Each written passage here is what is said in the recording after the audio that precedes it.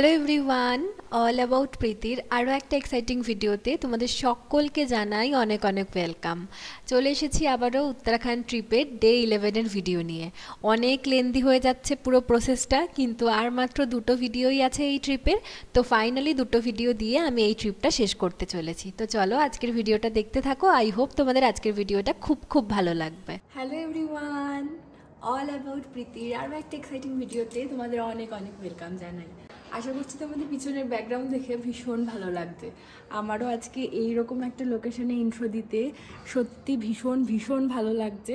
আর তোমরা সবাই জানো কালকের ব্লগে যে আমরা দেরাদুন থেকে বাইক নিয়ে চলে এসেছি উখিমঠে, আর আজকে আমাদের যাত্রা শুরু হবে তুঙ্গনাথের উদ্দেশ্যে। তো এখন আমরা বাইক নিয়ে যাব চোপটা, যেখান থেকে ট্রেকিং পয়েন্ট সেই অবধি, তারপর ওখান থেকে ট্রেক শুরু করব। তো চলো আমাদের সাথে তোমরাও চলো, আশা করছি আমাদের জার্নিটা তোমাদেরও খুব ভালো লাগবে। আর আজকের ওয়েদারটা একটু মেঘমেঘ আছে, এই জন্য একটু টেনশানে আছি বলতে পারো। যদি বৃষ্টি টিষ্টি হয় এত ঠান্ডার মধ্যে, তাই জন্য একটু টেনশানে আছি। আবার দেখা যাবে যা হবে, মানে ওয়েদারের ওপর তো আর আমাদের কোনো হাত থাকে না। তো চলো যাওয়া যাক। এখন আমরা মোটামুটি রেডি হয়ে গেছি দুজনেই, আর এখন ঘড়িতে বাজে ওই 8:45 মতো। আমরা এখনই বেরোচ্ছি, তোমরাও আমাদের জার্নির পার্ট হও। আশা করছি আমাদের জার্নিটা তোমাদের খুব ভালো লাগবে। তো চলো দেখতে থাকো পুরো ভিডিওটা, স্কিপ না করে কিন্তু।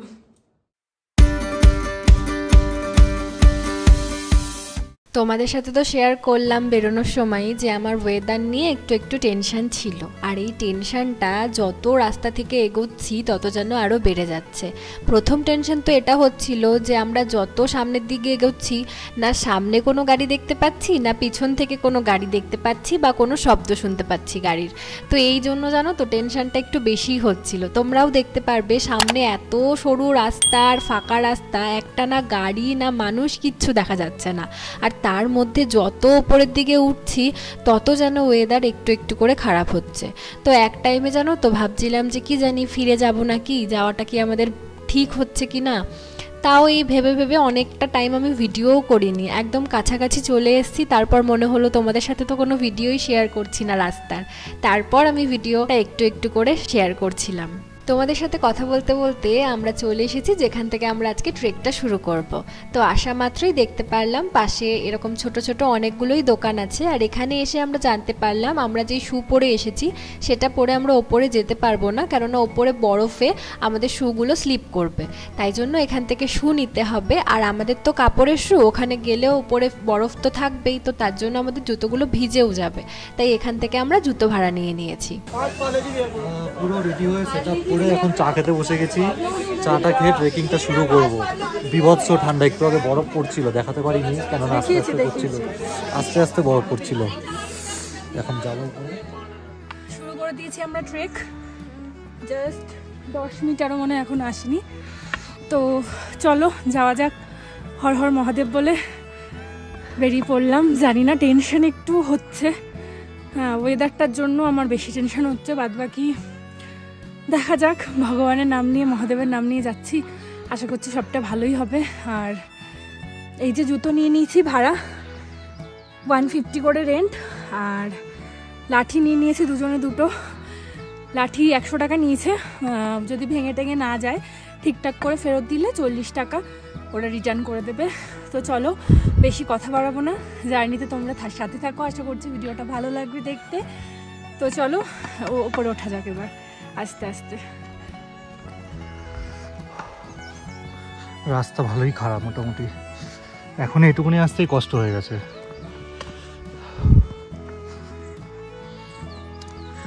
এইদিকে তো মেঘ রয়েছে, কিন্তু ওই দিকটা আকাশটা খুব পরিষ্কার, একদম পরিষ্কার দেখা যাচ্ছে বড় পাহাড়। আর এখানে শুনলাম এটা যে এখানে কখনো বৃষ্টি হয় না, মানে যদি বৃষ্টির মতো হয় তাহলে বরফ পড়ে। তো এটা একটা শান্তি যে বৃষ্টি হবে না, ভেজা মানে ভিজবো না, পড়লে হয়তো বরফ পড়তে পারে। এবং পড়েছেও একটু আগে পড়ছিল অল্প অল্প, এখন আবার স্টপ হয়ে গেছে। তো চলো যাওয়া যাক এবার উপরে। ভিউটা দেখো, জাস্ট পুরো হিমালয়ান রেঞ্জ দেখা যাচ্ছে। ওই দিকটা ওয়েদারটা কি সুন্দর, কিন্তু এইদিকেই মেঘ, ওদিকে রোদ আছে। দেখতেই পাচ্ছ বরফ পড়ছে। নিচ থেকে আমরা আসলাম, এতটা নিচ থেকে, অনেক নিচ থেকে আমরা আসলাম। কষ্ট হয়ে গেছে, তুলোর মতো বরফ পড়ছে হাতে। আমিও প্রথমবার স্নোফল দেখছি, দারুণ এক্সাইটিং লাগছে। ও দারুণ এক্সপিরিয়েন্স। কষ্ট হয়ে গেছে নাকি? কষ্ট তো হচ্ছে, আবার ভালোও লাগছে। উপরে ওয়েদার খুব খারাপ, ওয়েদার খুব খারাপ। এখান থেকে ভিউটা শুধু দেখো, ও চারিদিকে পাহাড় আর পাহাড় আর বরফ। এখানে কিভাবে পড়ে রয়েছে বরফ। চলো চলো এবার যাই উপরে, নাহলে ওয়েদার খারাপ হলে আর যেতে পারবো না।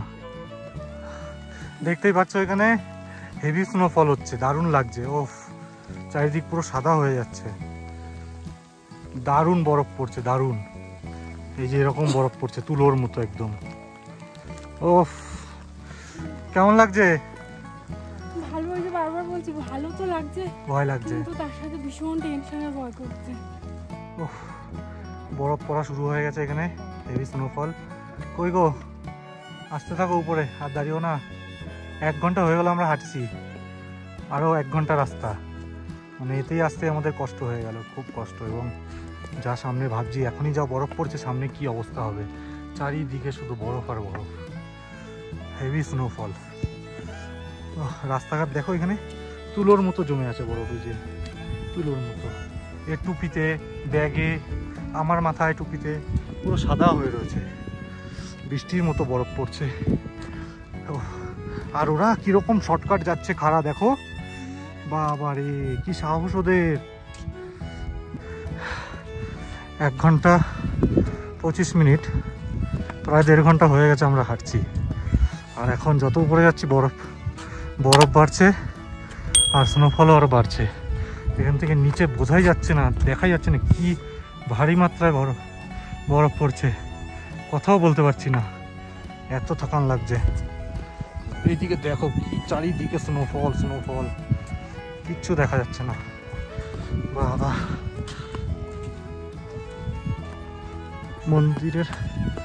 মন্দির এখনো প্রায় 45 মিনিট হাঁটতে হবে। যারা আসছে তাদের কাছে জিজ্ঞেস করছি, রাস্তা আগে খুব খতরনাক। তো চলো যাই ধীরে ধীরে। আমরা এখন 1 ঘন্টা 45 মিনিট মতো হেঁটে এসেছি। আর বরফ দেখো, সামনের রাস্তা ওই দূরে দেখা যাচ্ছে, ভয়ঙ্কর সুন্দর রাস্তা। উফ, কি ভয়ঙ্কর রাস্তা। চলো যাই আমরা এবার আস্তে আস্তে। এদিকে তো স্নোফল বেশি শুরু হয়েছে, তীব্র মাত্রায় হচ্ছে। এখানে আরেকজনের কাণ্ড দেখো, নাম খোদাই করছে বরফে।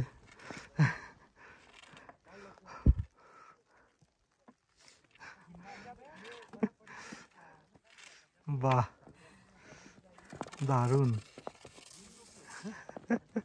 বরফের মধ্যে নাম খোদাই।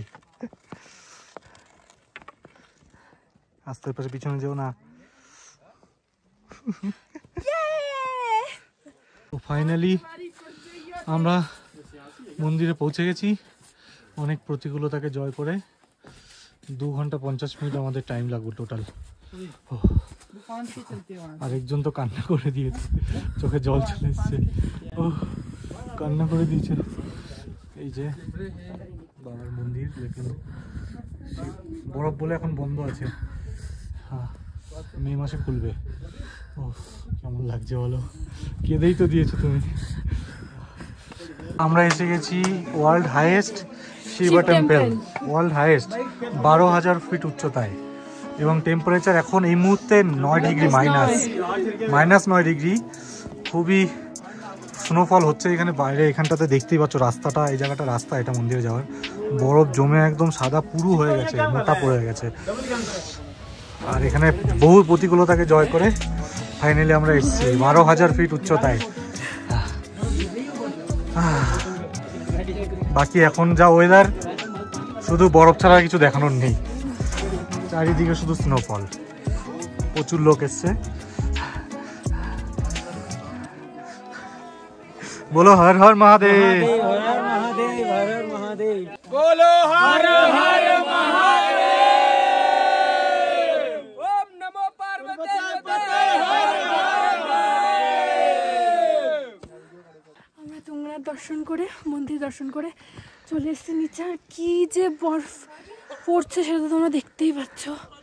মানে আমি আমার লাইফে কোনোদিন বরফ পড়া দেখিনি, আর যখন দেখলাম তখন এইরকম টাইপের দেখছি। আমার তো উফ, জীবন সার্থক হয়ে গেছে। এখন শুধু দুগ্গা দুগ্গা বলে আর মহাদেব বলে নিচে যেতে পারলে বাঁচি। মানে এত টেনশন, বুকের মধ্যে ধুপ ধুপ ধুপ করছে।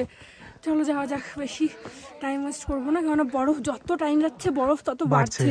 তো দেখতেই পাচ্ছ কিরকম স্নোফল হচ্ছে।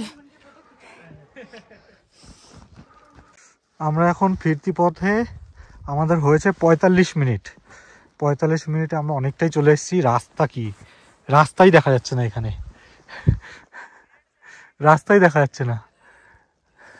নামতে একটু কষ্ট হচ্ছে বরফের জন্য, স্লিপ স্লিপ ভয় লাগছে, জাস্ট আর কিছু না। এই যে পায়ে যে বরফগুলো এখানে পড়ছে, একটু সরে গেলেই চেপে চেপে পা চলতে হচ্ছে, একটু সরে গেলেই স্লিপ করবে এখানে। দারুণ এক্সপিরিয়েন্স, মানে লাইফ টাইমে ভুলতে পারবো না এমন এক্সপিরিয়েন্স। সত্যি সত্যি মানে স্পিচলেস আমি, এত ভালো লাগছে। সত্যি কথা বলতে ভালোর থেকে কোথাও কোথাও গিয়ে ভয় লাগছে, মনে হচ্ছে শুধু ভালোভাবে ঘরে পৌঁছাতে পারলে বাঁচি। এই টেনশনটাও হচ্ছে, তার সাথে সাথে ভালোও লাগছে, মানে আনন্দও হচ্ছে যে এতটা উঠে দেখে তো আসলাম, এটাও ভালো লাগছে। গেছিলাম আমরা ওই ওখানে, ওই উপরটা, এখন অনেকটা এখান থেকে কষ্ট হয়ে গেছে, খুব খুব কষ্ট হয়ে গেছে। বিরাট বিরাট। আজকে ব্রেকফাস্টও করিনি, সকালবেলা 8টা নাগাদ বেরিয়েছি, এখানে 9টায় পৌঁছিয়েছি।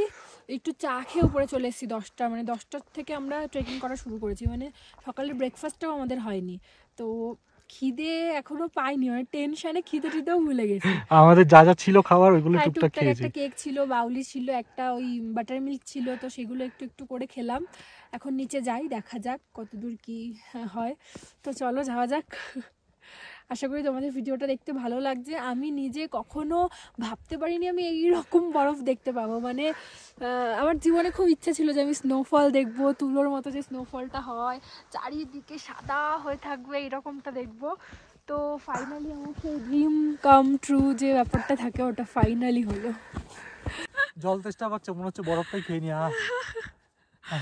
উফ, তোমার পিঠ টিঠ সব সাদা হয়ে গেছে, কি যে ভালো লাগছে। ও দেখো চারিদিকে, আমরা ওই রাস্তা থেকে এসছি, আর এই দেখো কি অবস্থা চারিদিক। ভীষণ সুন্দর, ভীষণ। রাস্তা দেখতে পাচ্ছ, রাস্তা আর দেখা যাচ্ছে না, রাস্তা পুরো সাদা হয়ে গেছে। চলো চলো যাওয়া যাক। এবার একটু ভয় ভয় লাগছে, নামতে হবে। এই যে ট্রেকিং এর মেন ম্যাপ, এটা দেখে নাও। আমরা এখন আসছি নিচে, মোটামুটি চলেই এসেছি। 2 ঘন্টা 17 মিনিট আমরা চলেছি, অলমোস্ট চলেই এসেছি। আর একটা জিনিস বলতে ভুলে গেছি, এই যে এটা হচ্ছে চেকপোস্ট। এখানে যেহেতু এটা ফরেস্ট এরিয়া, তাই এখানে পার পার্সন 200 টাকা করে পার হেড নেয় এন্ট্রি ফি।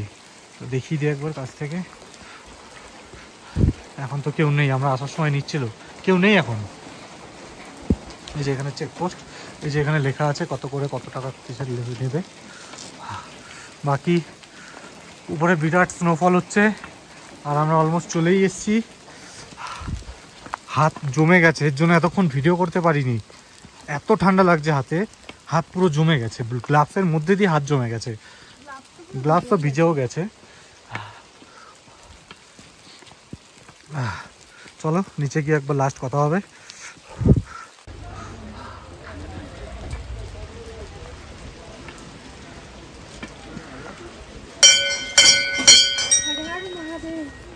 হর হর মহাদেব। এখানে আমাদের শেষ হলো ট্রেকিং, এখান থেকে গেছিলাম ট্রেকিংয়ে। এখন আমাদের আবার উখি মঠ, কিন্তু খুব বৃষ্টি হচ্ছে, একটু চাপে আছে যেহেতু বাইক নিয়ে আসছি। তো চলো, যেতে তো হবেই, ফিরতে তো হবেই। এখানে একটু রেস্ট নেবো, কেননা আমরা নিচে নামার সময় একবারও কোথাও দাঁড়াইনি, একদম সেটা চলে এসেছি। তো এখনই আশেপাশে দোকানে একটু কিছু খাওয়া দাওয়া করবো, সকাল থেকে কিচ্ছু খাইনি। তো চলো, আর বেশি কথা বলে লাভ নেই, পুরো বৃষ্টিতে ভিজে গেলাম। আলু পরোটা নিয়ে নিয়েছি, কেমন নুন বেশি? আর কি পারে এই খেতে হবে। আলুর পরোটা হয়ে গেছে, এবার এসছে ম্যাগি আর চা। হাত ফাত একদম জমে গেছে, আগুনে এতক্ষণ হাত শেখছিলাম, কাজ করছে না, হাত কাজ করছে না। টেনশন হচ্ছে, বাইরে বৃষ্টি হচ্ছে, কি করে যাবো। চলে এসেছি, মানে দুটো হাত পুরো অবশ হয়ে আছে। এই হাতটা তো আমার এত ফুলেছে, আমি বুঝতে পারছি না কেন আমারও ফুললো। গাড়ি চালিয়ে পুরো হাত আমার অবশ হয়ে এই গেছে। হাতটা অতটা ফুলেনি, না এটাও ফুলেছে দেখো। গরম জলে সেক দিতে হবে। গেলাম কি অবস্থায়, আর আসলাম এই রোদ। সকালবেলা আস্তে রোদ উঠেছে, আর পুরো ভিজে ভিজে এসেছি, পুরো ভিজে ভিজে। সেরা এক্সপেরিয়েন্স তোমারটা দেখাই দাও। এই যে এই মানুষটা, বাপরে বাপ, পুরো ভিজে, কি ভিজে গেছে। আমার এত টেনশন হচ্ছিল, আমি কি বলবো। জুতো ভিজে গেছে, ঠাকুরের নাম নিচ্ছিলাম আর বলছিলাম যে ঠাকুর ঠিকঠাক করে পৌঁছে দিও। বিরাট একটা এক্সপেরিয়েন্স। পিছনটা ঘোরো তুমি, দেখো এটার কালার কিন্তু সবুজ, কিন্তু এটা ভিজে পুরো কালো কালো হয়ে গেছে, এত ভেজা। আমি কাঁপছি রীতিমতো। আমার শরীরের ভিতর এখন চলো চলো আমরা চেঞ্জ করি, তারপর আবার দেখা হচ্ছে তোমাদের সাথে। যে এখন ভিজে আসলাম, এখন ঘরে এসে দেখছি রোদ, আর আমরা এত কষ্টে ভিজে গাড়ি চালিয়ে টেনশন, কত টেনশনে যে গাড়ি চালানো ওই পাহাড়ি রাস্তায়, কি বলবো। সত্যি পুরো 1 ঘন্টাই লাগলো আসতে। চলো চলো তাহলে, হ্যাঁ টাটা টাটা। টাটা। লাস্ট যখন তোমাদের সাথে ভিডিও শেয়ার করলাম, তারপরে দুজনেই একটু রেস্ট নিয়ে নিয়েছিলাম, খুব টায়ার্ড হয়ে পড়েছিলাম। আর এখন ঘড়িতে বাজে ওই 7টা সাড়ে 7টা মতো। এখানে যেহেতু সব দোকানপাট তাড়াতাড়ি বন্ধ হয়ে যায়, তাই আমরা খাবার খুঁজতে বেরিয়ে পড়েছি, আর এই ছোট্ট দোকানটায় চলে এসেছি। রুটি, গোবির তরকারি, এদিকে আছে কারি, ডাল, শাক আর রুটি। ভাত দেবে একটু পরেই। তো চলো খাওয়া দাওয়া করে নিই, ঠান্ডা ওইদিক থেকে পুরো কনকন করে হাওয়া আসছে। তো চলো আজকের ভিডিওটা এখানেই তবে শেষ করছি। আশা করছি আজকের ভিডিওটা দেখতে তোমাদের খুব ভালো লেগেছে। ভালো লাগলে অবশ্যই লাইক কমেন্ট শেয়ার করো, আর এইরকম ভিডিও দেখার জন্য আমার চ্যানেলটিকে অবশ্যই সাবস্ক্রাইব করে রেখো। চলো তবে আজ আসি, টাটা।